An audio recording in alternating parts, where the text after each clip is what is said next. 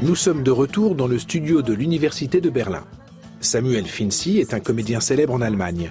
Aujourd'hui, il interprète une multitude d'émotions pour les autistes. Dans une série policière allemande intitulée Fleming, il joue le rôle d'un psychologue capable de décrypter tous les sentiments et tous les mensonges. Il maîtrise aussi l'art du flirt à la perfection. La preuve.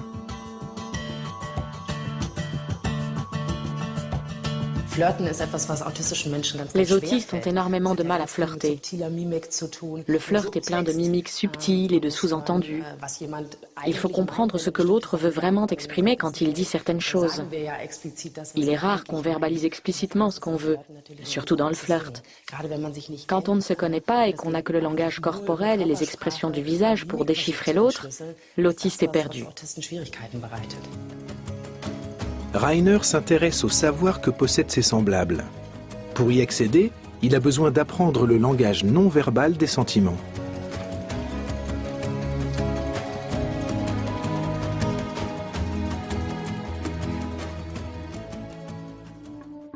Premier exercice, les puzzles. Il faut retrouver l'émotion exprimée par les yeux dans l'une des bouches.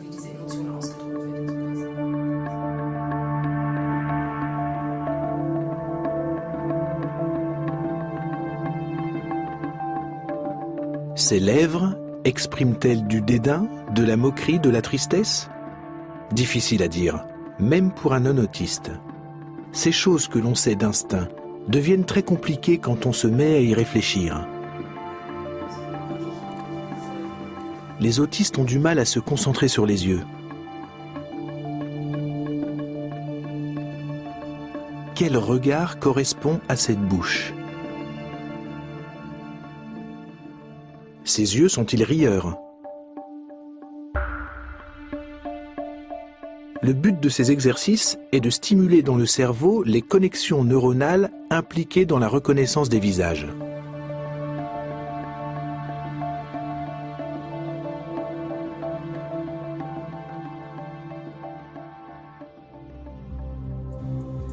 L'analyse du regard permet de voir ce que le sujet observe.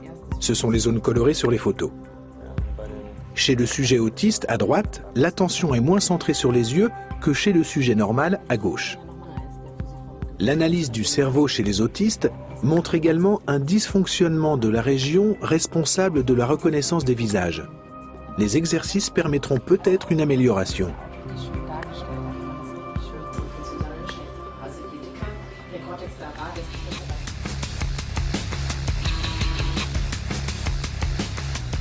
L'analyse du cerveau pourrait aussi ouvrir de nouvelles perspectives dans les enquêtes judiciaires. Cette vidéo montre les auteurs des attentats du 7 juillet 2005 à Londres.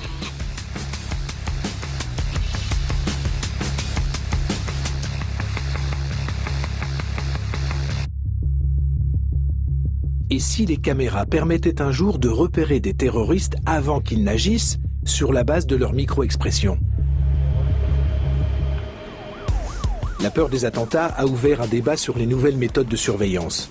Les forces de l'ordre américaines sont formées à la méthode Ekman, sans grand résultat. Malgré cela, plusieurs pays songent à introduire un contrôle des mimiques.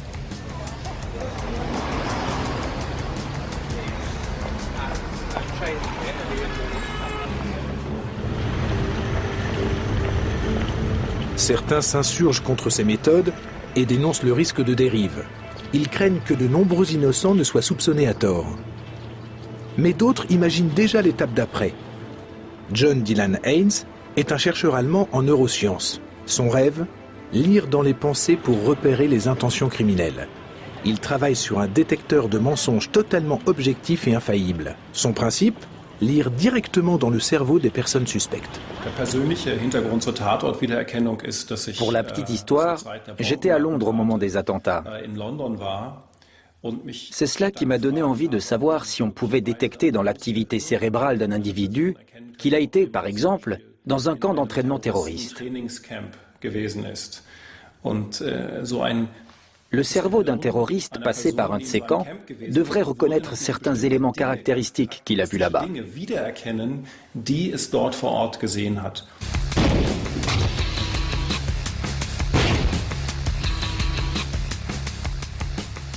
Les lieux visités par un individu laissent-ils des traces dans le cerveau que l'on peut retrouver toute sa vie durant?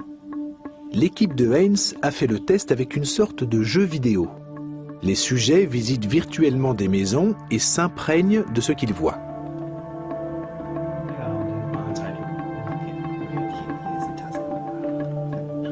L'objectif à terme est de confondre des criminels. Il suffirait de leur montrer des images des lieux de leurs crimes et de mesurer leur réaction neuronale. Est-ce de la pure science-fiction ou le détecteur de mensonges de demain?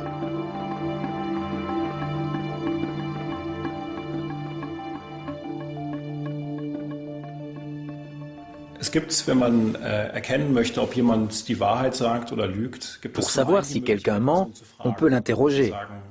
Étais-tu sur les lieux du crime? Avais-tu une arme? Mais on peut aussi regarder directement dans son cerveau. Si un cerveau voit quelque chose qu'il a déjà vu, qu'il connaît déjà, ou dont il a déjà eu besoin pour réaliser une action, il présente alors des caractéristiques déterminées, des signatures dans le cerveau que l'on peut reconnaître. On montre au sujet des vidéos de lieux connus et inconnus, puis on mesure l'activité de son cerveau.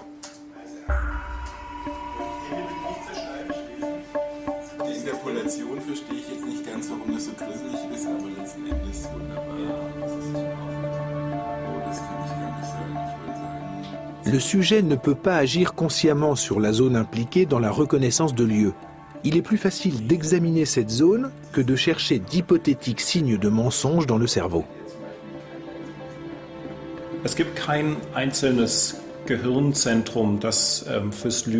Il n'y a pas de centre du mensonge dans le cerveau.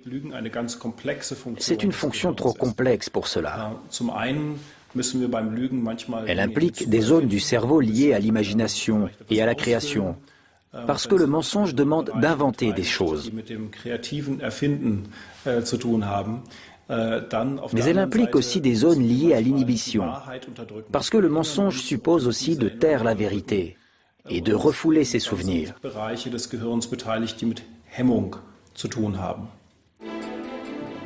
Deviner les pensées d'un individu d'après son activité neuronale est très compliqué. Il faut d'abord savoir à quoi ressemble l'activité du cerveau lorsqu'on reconnaît un lieu. Ensuite, il faut entraîner l'ordinateur à repérer ce schéma. C'est comme un puzzle de 1000 pièces d'un paysage marin, tout en dégradé de bleu. Mais le détecteur neuronal de mensonges fonctionne. Quand le sujet reconnaît un lieu, toutes les zones du cerveau liées au but et aux intentions s'allument.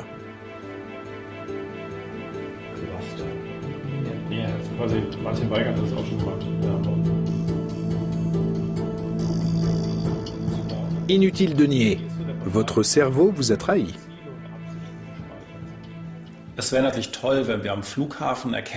Ce serait génial si dans les aéroports on pouvait contrôler en quelques instants si un passager a l'intention de faire exploser un avion. Mais je ne pense pas que cela soit possible dans les prochaines années, parce que les intentions criminelles d'un terroriste peuvent être de nature très variée. Ça peut être une bombe, un pistolet, une prise d'otage, etc. Il faut donc explorer de manière systématique toutes les intentions possibles. Et pour l'instant, ce n'est pas évident. Pour savoir si un suspect a été dans un camp d'entraînement, il faudrait déjà posséder des photos de ce camp. Mais si ces images n'existaient que dans l'imagination du suspect?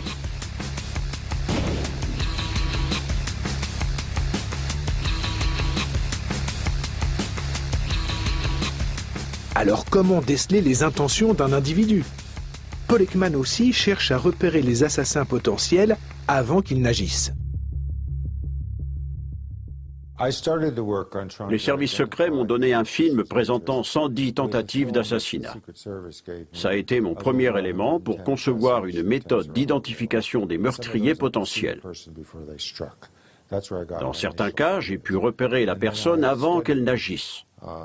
Dans un second temps, j'ai interrogé des gardes du corps qui avaient réussi à identifier un meurtrier avant qu'il ne frappe. Je leur ai demandé quels détails avaient retenu leur attention. Donc, je ne suis pas parti de rien. Grâce à ce film sur les tentatives d'assassinat, j'ai pu étudier des cas concrets. J'ai interrogé des gens qui avaient réussi à repérer un criminel avant qu'il n'agisse.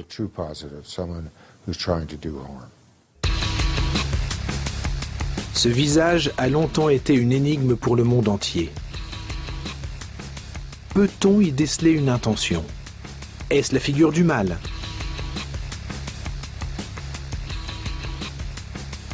Que nous dit réellement ce visage? Attention, ce n'est pas parce qu'on détecte une micro-expression qu'on sait ce qui provoque cette émotion chez la personne. Il y a beaucoup de gens dans les aéroports qui sont énervés, stressés ou en colère, et qui regardent les contrôles de sécurité avec un air de mépris pour mille et une raisons. Les micro-expressions sont un indice à prendre en considération, mais elles ne disent rien sur les pensées des gens. Rainer Deleu parvient de mieux en mieux à reconnaître les visages et les émotions d'autrui, même s'il se sent encore comme un martien parmi ses semblables.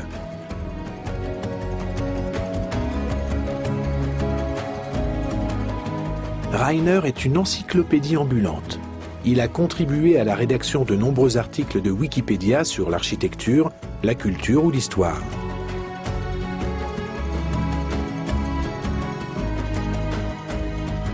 Il lit beaucoup et assimile une masse importante de données. Mais le secret des mimiques ne s'apprend pas dans les livres, même aujourd'hui.